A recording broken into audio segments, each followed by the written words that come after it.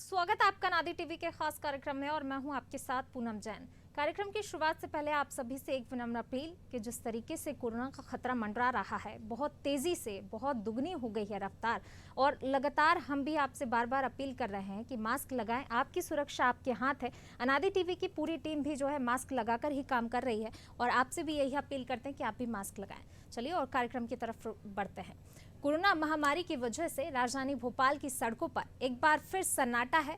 लोग घरों में बंद हैं और बाहर कोरोना बेकाबू होता जा रहा है। हर किसी के चेहरे पर डर अलग ही नजर आ रहा है। मंजर ऐसा है कि एक बार फिर लोगों के मन में भोपाल गैस कांड का भयावह मंजर छाने लगा है। तबाही की वो तस्वीर लोगों की आंखों के सामने दिखाई देने लगी है और इस डर को लगातार हो रही मौतों ने और ज्यादा बढ़ा दिया है। हालांकि हम आपको डराना नहीं चाहते हैं, लेकिन सच्चाई दिखाना भी हमारा ही फर्ज है। और सच यह है कि कोरोना से जुड़ी खबरों को सुनकर देखकर लोगों के मन में डर है। लेकिन आपने कभी सोचा है कि जो लोग शमशान घाट या फिर कब्रिस्तान के नजदीक रहते हैं उन पर क्या बीत रही है, किस तरह से वो अपने घरों में रह रहे हैं? नहीं तो सबसे पहले देखिए ये रिपोर्ट।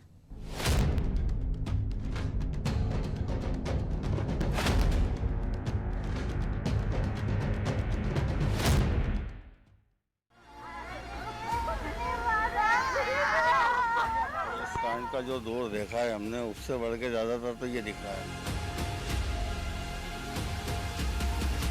इतना मानसिक तनाव नहीं था हम लोगों के ऊपर जो अब दिख रहा है। बदबू फैलती है, उधर अंदर बदबू आती है।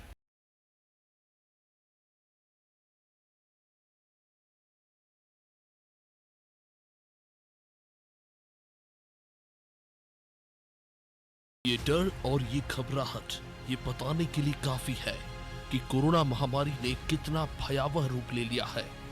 कब्रिस्तानों और शमशान घाटों के मंजर तो सभी को पता है, लेकिन इन शमशान घाटों और कब्रिस्तानों के पास रहने वालों का डर और उनकी मजबूरी किसी को नहीं पता। भोपाल में रहने वाले इन लोगों के मन में अभी गैस कांड की यादें धुंधली भी नहीं पड़ी थी कि कोरोना महामारी ने एक बार फिर उन यादों को ताजा कर दिया। गैस कांड की रात शहर की सड़कों पर लोग बेसुध पड़े थे। किसी को नहीं पता था कि आखिर क्या हो रहा है। शमशान और कब्रिस्तान में लाशों के ढेर थे, लेकिन उस दौर में भी ऐसी तस्वीरें नहीं थी जैसा मंजर आज देखने को मिल रहा है। शमशान में लकड़ी के ट्रक आ रहे हैं, कब्रिस्तान में जेसीबी की मदद से कब्रें खोदी जा रही हैं। इस डराने वाले मंजर को देखकर मोहम्मद ज़की खान कहते हैं कि पहले तो समझते नहीं थे, लेकिन अब तो समझ आने लगा है कि पता नहीं कब हमारा नंबर लग जाए। तो सुभाष नगर विश्राम घाट के पीछे रहने वाले ताज मोहम्मद कहते हैं कि माहौल तो डर का है, लेकिन अब करे भी तो क्या करे। पहले इतना मानसिक तनाव नहीं था हम लोगों के ऊपर जो अब दिख रहा है। पहले तो इतनी समझ नहीं थी। कब्रिस्तान के करीब रहते थे तो उससे ये समझ में आता था कि स्वाभाविक है कि तो कुछ कंटिन्यूटी इस तरीके की डेड बॉडियाँ आती थी। वो कोरोना के काल में और गैस कांड के काल के अंदर ये समझ में आ रहा है कि कोरोना के अंदर लाशें ज़्यादा आ रही हैं और गैस कांड तो कुछ 10-15 दिन के बाद ख़त्म हो गया था और लोगों ने जो हाथों से कब्रें खोदी थी उस ज़माने में और एक एक कब्र के अंदर लोगों को उतारा गया था। अब फ़र्क ये है कि जेसीबी से कब्रें खुदती हैं। अब ऐसी बीमारी है तो डर का तो माहौल है ही। इसमें कोई मतलब आदमी को डर तो लगता ही है। बगल में शमशान है और भीड़ आ रही है, या मतलब डर तो है आदमी में यहाँ पे। मौत एक अंतिम सत्य है। हर किसी को एक ना एक दिन मौत से सामना करना ही होता है, लेकिन कोरोना ने मौत से सामना कुछ जल्दी ही करा दिया है और ऐसा सामना कराया है कि अंतिम संस्कार के लिए भी इंतजार करना पड़ रहा है। मरीज के परिजन शमशान घाट के बाहर रोते बिलखते नजर आ रहे हैं और रोने की ये आवाजें सुभाष नगर विश्राम घाट के पास रहने वाले अयूब खान को डरा रही हैं।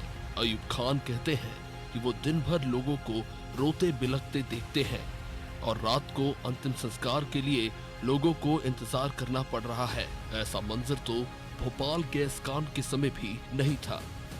वही राजा का कहना है कि इस बीमारी ने इतना डरा दिया है कि अब डर के अलावा कुछ नहीं लगता। अब तो डर के साथ भुखमरी से भी मरना पड़ेगा। इस कांड का जो दौर देखा है हमने, उससे बढ़ के ज़्यादातर तो ये दिख रहा है हमें। रही सवाल, हम जो रह रहे हैं मरघट के बाजू में, हम तो डेली सुबह से शाम तक यही काम है। आज ये पोजीशन है कि अगर 10 जल रहे हैं तो 20 लाइन में लगे हुए हैं, दूसरे नंबर लगा हुआ है। ऐसा आज तक कभी अपनी ज़िंदगी में नहीं देखा हमने। डर तो ऐसा लग रहा है कि अब भूखमरी से मरना पड़ेगा इंसानों को, ऐसा दौर चल गया है। पहली बार इतनी बड़ी बीमारी सामने आई है इंसान। भोपाल में रहने वाले युवाओं ने गैस कांड का वो भयभीत करने वाला मंजर तो नहीं देखा, लेकिन अपने घर के बुजुर्गों से सुना जरूर है। और कोरोना का मंजर तो 1 साल से देखते आ रहे हैं, और आज के मंजर को देखकर ये युवा इन जगहों से जाना चाहते हैं। लेकिन यहाँ रहना युवाओं और लोगों की मजबूरी बन गया है, क्योंकि इनके पास और कहीं जाने का कोई रास्ता नहीं है। शमशान घाट के पास रहने वाले यश पाराशर कहते हैं कि दिन भर में 20 से 30 लोगों की अंतिम यात्रा वो हर दिन देखते हैं। डर लगता है, यहाँ से दूर जाना चाहते हैं, लेकिन क्या करें, घर भी तो यहीं पर है। तो वही विक्की का कहना है कि बाजू में शव जलाए जा रहे हैं, डरे कैसे नहीं, दरवाजा खोलने पर बदबू आती है। रात में भी रहते, वो डर लगता है। रात में इधर से निकलते हैं, जाना आना होता रहता है, मम्मी पापा सब जाते हैं इधर से। डर तो लगता ही है साहब। और अड़ोस पड़ोस में जो मृत्यु की घटनाएं सुनते हैं तो उससे भी डर लगता है। क्या बताएं, बदबू फैलती है उधर अंदर, बदबू आती है लाशों की। अब रह रहे हैं मजबूरी में। इस वक्त पूरा देश एक अनजाने डर के साए में जी रहा है और घुट घुट कर मर रहा है। किसी को नहीं समझ आ रहा कि वो क्या करे। कोविड के प्रोटोकॉल के तहत जिन कब्रिस्तानों में शवों को दफनाया जा रहा है और शमशान घाटों में शवों का अंतिम संस्कार किया जा रहा है, उन कब्रिस्तान और शमशान के नजदीक रहने वाले डरे हुए हैं। लेकिन वक्त ऐसा है कि कोई करे भी तो क्या करे, कहां जाए। कोरोना के साए में डर की ज़रूरत है और डरने की भी ज़रूरत है, क्योंकि जिस तरीके से संक्रमण बढ़ रहा है, हालात बेकाबू होते जा रहे हैं। जो शमशान के पास रहते हैं या फिर जो कब्रिस्तान के पास रहते हैं, डर उनके मन में भी है, लेकिन शायद दूसरा उनके पास ऑप्शन नहीं है कि वो कहाँ जाकर रखें। 1984 के जिस तरीके के हालात थे, कुछ उसी तरह के हालात अब होते जा रहे हैं, लेकिन ये हालात कब काबू में आएंगे, इसका जवाब किसी के पास नहीं। अनादि टीवी के लिए कैमरा पर्सन इरफान के साथ वैभव गुप्ता। इस कांड का जो दौर देखा है हमने, उससे बढ़ के ज़्यादातर तो ये दिख रहा है। इतना मानसिक तनाव नहीं था हम लोगों के ऊपर जो अब दिख रहा है। क्या बताएं, बदबू फैलती है उधर अंदर, बदबू आती है लाशों की। तो ये भयावह तस्वीरें दिखाकर अनादि टीवी आपको डराना नहीं चाहता, लेकिन कोरोना का संक्रमण अगर रोकना है तो डरना भी जरूरी है, और डर कर घरों में रहना मजबूरी है। क्योंकि अगर आप कोरोना गाइडलाइन का पालन नहीं करेंगे तो कुछ भी हो सकता है। इसलिए ये तस्वीरें दिखाना हमारी मजबूरी है, और ये बताना भी हमारा ही फर्ज है कि मुक्तिधाम के पास रहने वाले इन लोगों के मन में डर किस कदर घर कर गया है कि ये लोग यहाँ से तो जाना चाहते हैं, लेकिन मजबूरी के चलते जा नहीं सकते। और क्या कुछ कहना है मुक्तिधाम और कब्रिस्तान के पास रहने वाले इन लोगों का, इस पर चर्चा करने के लिए स्टूडियो में हमारे साथ मौजूद हैं ब्रजेश चौकसी जी, जो कि नेक्स्ट स्टूडियो से हमारे साथ जुड़े हुए हैं, और साथ में हमारे साथ जुड़ेंगे अनादि टीवी के विशेष संवाददाता वैभव गुप्ता जी। तो सबसे पहले ब्रजेश जी, आपके पास आना चाहूँगी। जिस तरीके से जो है ये तस्वीरें हमने दिखाई, हालांकि डराना हमारा मकसद नहीं है, लेकिन कहीं ना कहीं डर ज़रूरी है ताकि लोग घरों में रहें, क्योंकि इतनी भयावह तस्वीरें, आज का ये मंजर इतना ख़तरनाक हो गया है कि गैस कांड के टाइम जो तस्वीरें दिखाई देती थी उससे कहीं गुना ज़्यादा ये मंजर ख़तरनाक, खौफनाक हो गया है, और लोग अभी भी कहीं ना कहीं लापरवाही बरत रहे हैं। तो यही समझाना हमारा मकसद है। देखिए पूनम, हम ये स्टोरी दिखाने के पीछे जो हमारी टीम ने जो मेहनत की है, वो दिखाने के पीछे हमारा मकसद ये है कि लोगों ने 1984 में जो गैस कांड हुआ था, सबसे बड़ा गैस कांड था जो पूरे भोपाल ने देखा था। हालांकि आज की युवा टीम ने वो परिदृश्य नहीं देखा, लेकिन जो बुजुर्गों ने देखा वो भयानक मंजर था। लेकिन वो 15 दिन से ज़्यादा नहीं चला था, क्योंकि लाशें जो थी उनका अंतिम संस्कार हो गया था। लेकिन अब जो स्थिति है वो उससे भी विकराल है, उससे भी विकट परिस्थितियों में हमें यहाँ लाशों का लगातार आना लगा हुआ है, जिससे जो शमशान घाट या कब्रिस्तान के आसपास जो लोग रहते हैं वो किस तरह से डरे हुए हैं। उन्होंने ऐसा मंजर पहले कभी नहीं देखा था कि एक के बाद एक बॉडी आती जा रही है, कतार में लग रहे हैं, अंतिम संस्कार के लिए इंतजार करना पड़ रहा है। शमशान घाटों के बाहर मतलब रोते बिलखते परिजन दिख रहे हैं, क्योंकि जो कोरोना की बॉडी जो आती है अस्पताल से सीधे शमशान घाट भेज दी जाती है, घर पे नहीं ले जाया जाता, इसलिए उनके परिजन भी वहाँ आते हैं। तो ये जो चीखें चित्कारें हैं जो उनको परेशान करती हैं, जो रात तक देखिए आप, रात तक लोग आते हैं अंतिम संस्कार के लिए, तो ये डरावने वाली तस्वीरें हैं। जो डरावनी तस्वीरें हैं वो लोगों को इसलिए हैं कि देखिए जो लोग शमशान घाट के पास रहते हैं, जिन्हें लाशें आने से, अंतिम संस्कार से कभी कोई ज़्यादा फर्क नहीं पड़ा, क्योंकि ये एक रूटीन प्रक्रिया थी उनके लिए कि 10 लाशें आ रही हैं, 5 लाशें आ रही हैं, 5 लोगों के अंतिम संस्कार रोज हो रहे हैं। लेकिन जो संख्या देख रहे हैं, वो जो लगातार आते देख रहे हैं, कतार में देख रहे हैं, इनने उनको भी डरा दिया। जो शमशान घाट के पास में रहते हैं वो तक डर गए हैं कि कैसी स्थितियाँ हैं। तो ये लोगों के लिए है कि भाई देखिए, जो लोग पास में रहते हैं, जिनके लिए आदत में है और आपके वो आदत में नहीं है, आपके पड़ोस में पीछे या आपकी गली के पीछे या आपके नाते रिश्तेदार किसी की डेथ हो जाती है तो आप डर जाते हैं। तो ये डरना इसलिए ज़रूरी है क्योंकि आप डर गए तो आप इस कोरोना से आधी जंग जीत जाएंगे। डरना इसलिए ज़रूरी है कि यदि आप डर जाएंगे तो मास्क लगाएंगे, हाथ सैनिटाइज करेंगे और सोशल डिस्टेंस का पालन करेंगे। हमारा मकसद यही है, हमें आपको ऐसा नहीं डराना। हम ये बता रहे हैं कि कितनी विकराल परिस्थितियों में हमें कि इलाज नहीं मिल रहा है अस्पताल के बाहर, लोगों को ऑक्सीजन नहीं मिल रही है, लोगों को इंजेक्शन नहीं मिल रहा है, उपचार नहीं मिल रहा है। परिस्थितियां ये हैं कि यदि किसी के घर में कोई बीमार हो जाता है तो वो 50 अस्पताल 10 अस्पतालों के राउंड लगाता है, रात भर घूमता है कि उसे कहीं वेंटिलेटर मिल जाए, कहीं उन्हें ऑक्सीजन मिल जाए, किसी जगह पलंग मिल जाए। तो इन परिस्थितियों में आपको हम ये दिखाना चाह रहे हैं कि आप डर जाइए, माहौल बड़ा ख़राब है। यदि आपको ज़रूरी हो तभी घर से निकलिए, यदि आपको ज़रूरी है तब घर से निकलें, तो आप पूरी सुरक्षा के साथ निकलें, लोगों से सोशल डिस्टेंस बना के रखें, मास्क लगाएं और सैनिटाइज का उपयोग करें। तो आप 90% इस बीमारी से को हरा देंगे। या जो आपके सामने अज्ञात शत्रु है उसको ये 3 हथियार हैं जो आप साथ लेकर चलेंगे तो वो आपके पास नहीं भटक पाएगा और आपको ऐसी परिस्थितियां नहीं देखना पड़ेंगी। पूनम। ब्रजेश जी, वैभव जी भी हमारे साथ जुड़े हुए हैं। वैभव जी, मैं आपके पास आना चाहूँगी। बिल्कुल जिस तरीके से जो हमने ये तस्वीरें बताई, हमने पहले ही बता दिया कि डराना हमारा मकसद नहीं है, हमारा मकसद सचेत करना है। हमने इससे पहले भी कई सारी खबरें दिखाई ताकि लोग समझ जाएं, लेकिन लोग अभी भी नहीं मान रहे हैं। आपने उधर रहने वाले लोगों से बात की, क्या कुछ, हालांकि हमने उनको सुना, लेकिन आपने और अच्छे से इस खबर को कवर किया है, उन लोगों से बात की, क्या कुछ कहना, क्योंकि वो वाकई डर के साए में जी रहे हैं। लेकिन डर वहाँ ज़रूरी हो जाता है कि डरें और सुरक्षित रहें अभी भी, क्योंकि अब तो कंडीशन ये हो गई कि हॉस्पिटल में बेड्स नहीं मिल रहे हैं, ऑक्सीजन की भी जो है लोगों को दिक्कत आ रही है, तो कहीं ना कहीं परिस्थितियां बहुत ज़्यादा विकराल हो गई हैं। तो यहाँ पर संभलना ज़रूरी है और मास्क भी बहुत ज़्यादा ज़रूरी हो जाता है, लेकिन लोग अभी भी नहीं समझ रहे हैं।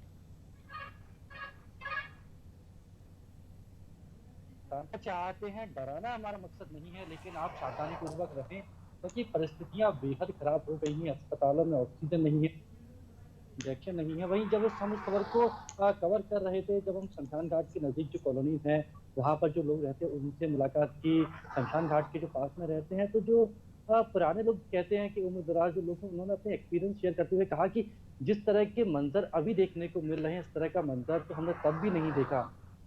जब भोपाल गैस कांड की त्रासदी हुई थी तुरंत 2 से 3 दिन तक जरूर लाशों के ढेर देखने को मिल रहे थे। शमशान में चाहे कब्रिस्तान हुआ दफन करने के लिए एक कब्र में 3-3 लोगों को दफन किया जा रहा था, लेकिन अब कब्र खोजने की जगह नहीं बची है। हम जदा कब्रिस्तान की बात करें जहाँ पर मुस्लिम रीति रिवाज से जो कोविड पेशेंट होते हैं जिनको दफनाया जा रहा है, तो वहाँ पर अब जगह ही नहीं बची है। इसके साथ ही हम भद्रा विश्राम घाट की बात करें तो वहाँ पर पिछले 3 दिनों में 20 ट्रक लकड़ी आ चुकी है। तो आप समझ सकते हैं कि परिस्थिति कितनी गंभीर होती जा रही है। इसके साथ ही जो लोग शमशान घाट कब्रिस्तान के पास में रहते थे तो वो कह रहे थे कि लोग रात भर यहाँ पर रोने की आवाज़ भी आती है, क्योंकि रात में भी लोगों को जलाया जा रहा है, दफनाया भी जा रहा है। तो वो कहते डर का आलम है, डर का मंजर है। और पिछले साल भर से इसी तरह का मंजर देखने को मिल रहा है, जहाँ सुनसान सड़कें पड़ी हुई हैं, कब्रिस्तान में भीड़ लगी हुई है, शमशान में भीड़ लगी हुई है। तो लोग सचेत हो और समझे कि कोरोना गाइडलाइन का पालन उन्हें करना चाहिए और उनके लिए ही ठीक रहेगा अगर कोरोना गाइडलाइन का वो पालन करते हैं, क्योंकि जो सरकारी आंकड़े आ रहे हैं वो कुछ और गवाही देते हैं।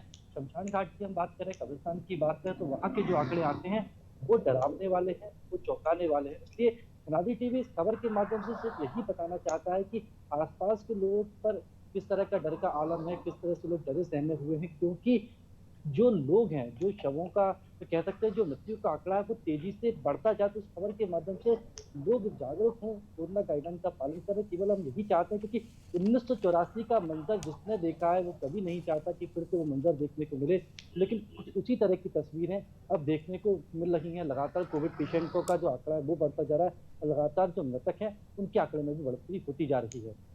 जी वैभव जी, ब्रजेश जी, मैं आपके पास आना चाहूँगी। जिस तरीके से जो है अभी ये मंजर नज़र आ रहा है, काफ़ी डराने वाला है ये मंजर, और हालांकि यहाँ पर सभी लोगों को डरना ज़रूरी हो जाता है, लेकिन साथ साथ ये भी विचार करना होगा कि आज जो परिस्थितियाँ बनी, आखिर वो परिस्थितियाँ क्यों बनी। हम हर चीज़ में सरकार को दोष नहीं दे सकते। अभी बेड की कमी है, सारी चीज़ें, अगर मरीज़ पहुँच रहे हैं उन्हें तमाम जो व्यवस्थाएँ नहीं मिल पा रही हैं, लेकिन कोरोना अनकंट्रोल हुआ क्यों, आखिर ये परिस्थितियाँ बनी क्यों, ये भी लोगों को सोचना होगा।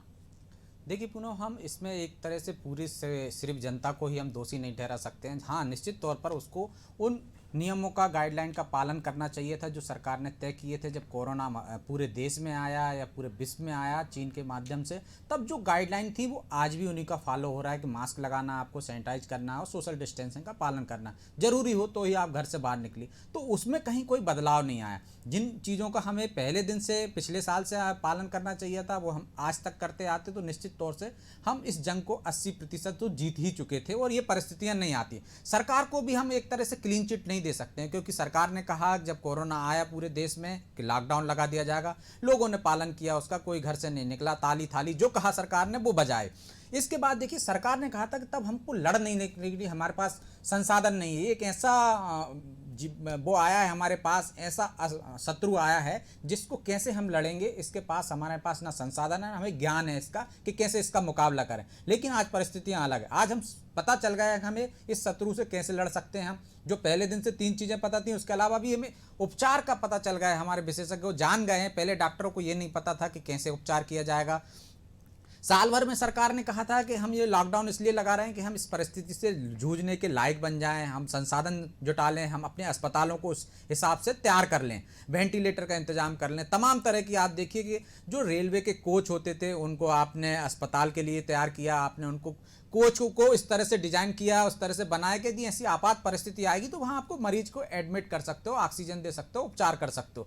तमाम तरह की तैयारियां चली। इसके बावजूद सरकार ने कहा कि लॉकडाउन खोल दिया, first phase, second phase, third phase, 5 phase, लोगों ने मानते गए और लोग खुले में आ गए। पहले आपने थोड़ी इजाजतें दी, उनको थोड़ी छूट दी, फिर ज़्यादा छूट दी, फिर उससे ज़्यादा छूट दी, तो सरकार छूट देती गई और लोग सड़क पर उतर आए। इसके बाद वैक्सीनेशन का दौर आया, लोगों ने, सरकार ने कहा वैक्सीन लगाइए, कुछ लोगों ने भ्रम फैलाया कि वैक्सीन से कुछ नहीं होने वाला। तो इसमें राजनेता भी कहीं ना कहीं हम दोषी मानते हैं कि जिन्होंने भ्रम की स्थिति पैदा की और लोग कहीं भ्रम में आए। लोग जो 3 चीजों का पालन करना चाहिए था वो छोड़ दिया। उन्होंने सोचा लॉकडाउन खुल गया मतलब कोरोना भाग गया। वो एक ऐसा शत्रु था जो आ गया, लॉकडाउन के कारण भाग गया, और अब खोल दिया लॉकडाउन तो अब उससे कोई डरने की जरूरत नहीं है। डरे नहीं लोग, यदि वो डर खत्म हो गया लोगों के बीच, इसी कारण हम इस परिस्थिति में आ गए। यदि लोगों के बीच में वही डर होता जो आज हम डर शमशान घाट के बाहर देख रहे हैं, लोगों में देख रहे हैं, अस्पताल के बाहर देख रहे हैं, मरीजों में देख रहे हैं, उनके नाते रिश्तेदारों में देख रहे हैं, शमशान घाट के और कब्रिस्तान के आसपास रहने वालों के लोगों के बीच में देख रहे हैं, यदि यही डर बरकरार रहता तो निश्चित तौर पर पूनम हम इस परिस्थिति में नहीं पहुंचते। वो डर रहता तो लोग मास्क लगाते, सैनिटाइज का पालन करते, आयोजन नहीं करते। आपने देखी उसी तरह से वैवाहिक समारोह होने लगे, धार्मिक आयोजन होने लगे, बर्थडे पार्टियां होने लगी, लोग उसी कल्चर में आ गए जो पहले में थे, और इसके कारण कोरोना की ये भयावहता हमें देखने को मिल रही। सरकार ने उन पर पाबंदियां नहीं लगाई। सरकार छूट देती निश्चित तौर पर, लेकिन कुछ पाबंदियों के साथ। सरकार ने पहले कहा 200 लोग आएंगे शादी में,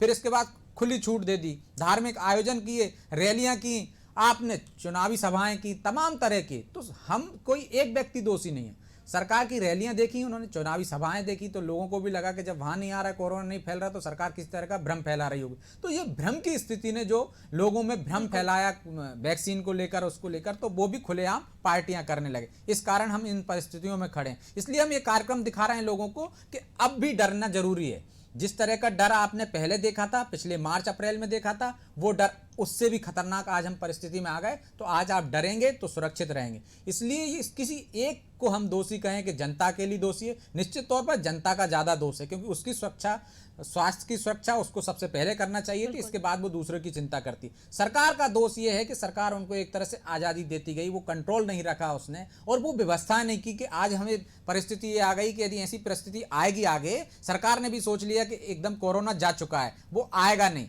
तो सरकार ने वो व्यवस्था नहीं की। तो आज हम देख रहे हैं कि पलंग की कमी आ गई है, ऑक्सीजन की कमी आ गई, इंजेक्शन की कमी आ गई। यदि वो व्यवस्था सरकार करती कि पूरे देश में इस तरह से कोरोना फैलेगा, तो निश्चित तौर पर हम ये लड़ाई और अच्छी मजबूती से लड़ सकते थे। पूनम जी, वैभव जी, जिस प्रकार से कोरोना जब शुरुआत हुई थी कोरोना की, तब किसी ने भी नहीं सोचा होगा कि आज हमें ये दिन देखना पड़ेगा, लेकिन आज हम ये दिन देख रहे हैं। उसमें जनता के साथ साथ वाकई जिस तरीके से ब्रजेश जी ने कहा कि राजनेता भी जिम्मेदार हैं, क्योंकि लोग सबसे पहला सवाल तो यही खड़ा कर रहे हैं, जहाँ जहाँ चुनाव होते हैं वहाँ कोरोना नहीं जाता, या जहाँ जहाँ चुनाव हो रहे हैं जब राजनेता खुलेआम रैलियाँ कर सकते हैं, बिना मास्क के रैलियाँ कर रहे हैं, तो जनता ने भी सवाल उठाया और जनता भी खुलेआम और ज़्यादा पहले ही छूट जिस प्रकार से दी गई थी, जब लॉकडाउन खोला गया था उसके बाद पूरे तरीके से छूट मिल गई, और फिर जैसे ही जैसे चुनावी रैलियां हुई तो जनता का डर बिल्कुल ही खत्म हो गया।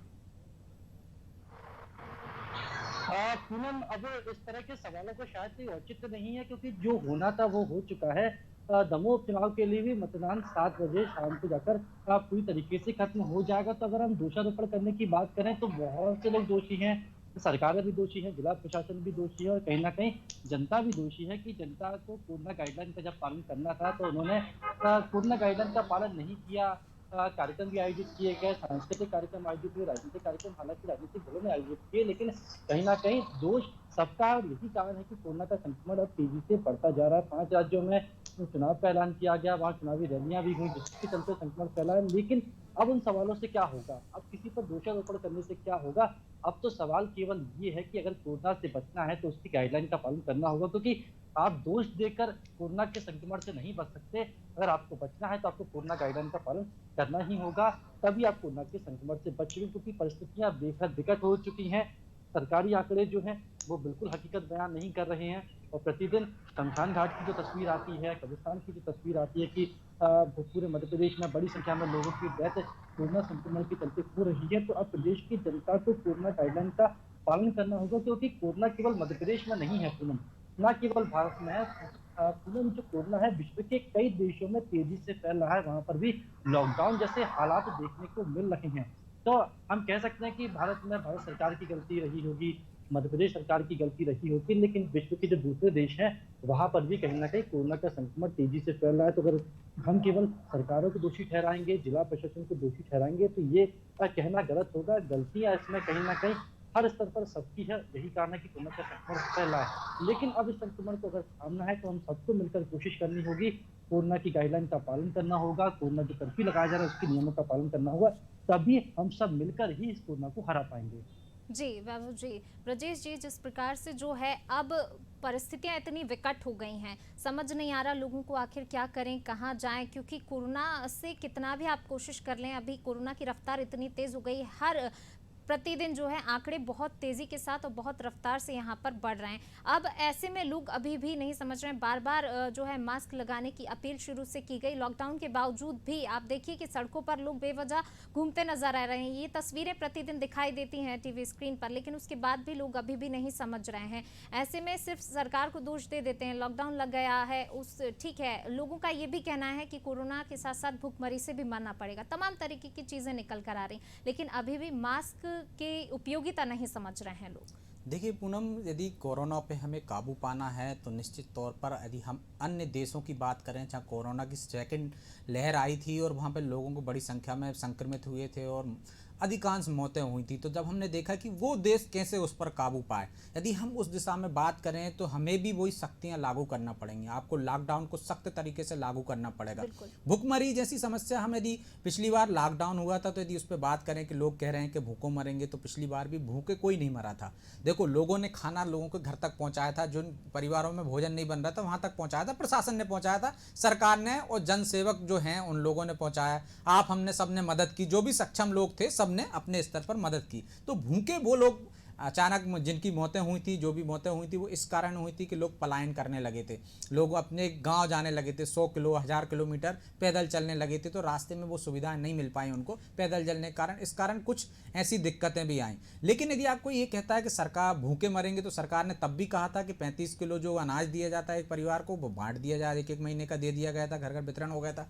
तो मुझे लगता है कि सरकार को ही इस पर निश्चय करना पड़ेगा। उसी तरह से सख्त लॉकडाउन की आवश्यकता महसूस हो रही जो अन्य देशों ने की, उसी आधार पर हम यहाँ अंकुश लगा सकते हैं, रोक सकते हैं। जिस तरह से अभी लॉकडाउन और स्वेच्छा से लोगों को पालन करने की बात सरकार ने कही, प्रशासन ने कही, तो हम देखते हैं कि सड़कों पे आज भी बेवजह बेरोक टोक लोग आ जा रहे हैं। तो जब जरूरी नहीं है तो आप क्यों निकल रहे हो घर से? तो जनता के लिए, आपको जनता के हित के लिए, उनकी जान माल की रक्षा के लिए सरकार का दायित्व बनता है कि वो सख्ती लागू करे, और सरकार ऐसा करती रही है। तो अब भी मुझे लगता है कि देर नहीं करना चाहिए। सख्त लॉकडाउन ही इसकी सबसे बड़ा इलाज है। जब आप सख्त लॉकडाउन लोगे तब चैन तोड़ोगे, और इसके साथ साथ आप इलाज उपचार को उपलब्ध करा पाओगे। इस तरह से लोग बढ़ते जाएंगे तो आप एक समय ऐसा आएगा कि आप उनको उपचार भी नहीं दे पाओगे। यदि सख्त लॉकडाउन करोगे तो आप चिन्हित कर सकते हो कि कौन लोग बीमार हैं, उनकी चैन कहाँ है, उनसे किसको संक्रमित हुए हैं, और उन लोगों को आप उपचार कर सकते हो, उनको हॉस्टल में रख सकते हो, जहाँ पलंग की व्यवस्था कर सकती है सरकार। तो अब उस पर आप अंकुश लगा सकते हो।